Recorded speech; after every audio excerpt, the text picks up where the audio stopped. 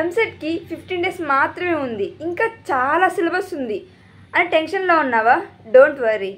ఈ 15 రోజుల్లో మన స్ట్రాటజీ పర్ఫెక్ట్గా ఉంటే మన ర్యాంక్ మన చేతుల్లో ఉంటుంది. హే గాయ్స్, నేను మీ Jashnavi. I am pursuing my BTech at Andhra university.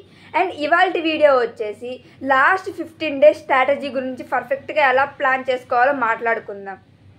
మీరు కానీ ఇంకా మన ఛానల్ సబ్స్క్రైబ్ చేయకపోతే వెంటనే సబ్స్క్రైబ్ చేయండి.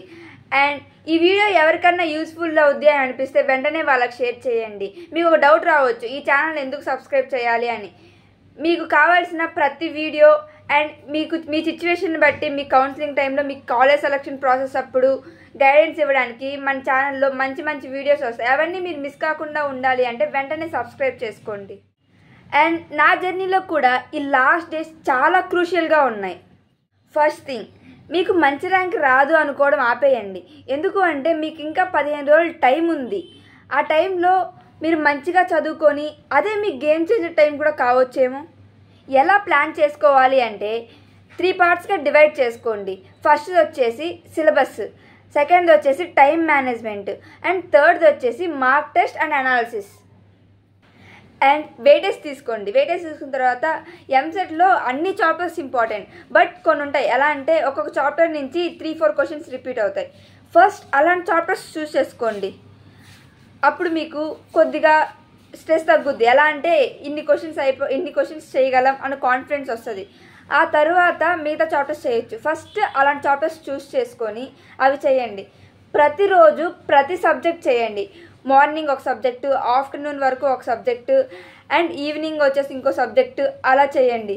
అలా చేసుకొని పర్ఫెక్ట్గా ప్రతిరోజు మార్క్ టెస్ట్ కూడా అటెంప్ట్ చేయండి.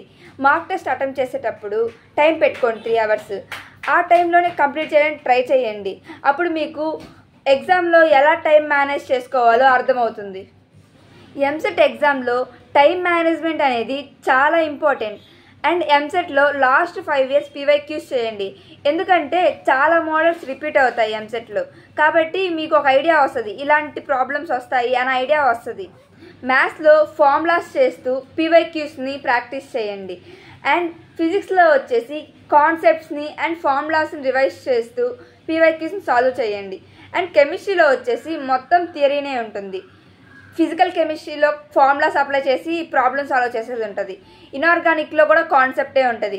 అండ్ ఆర్గానిక్లో వచ్చేసి నేమ్డ్ రియాక్షన్స్ గుర్తుపెట్టుకుంటే కెమిస్ట్రీ చాలా easy. Okay guys, that's it.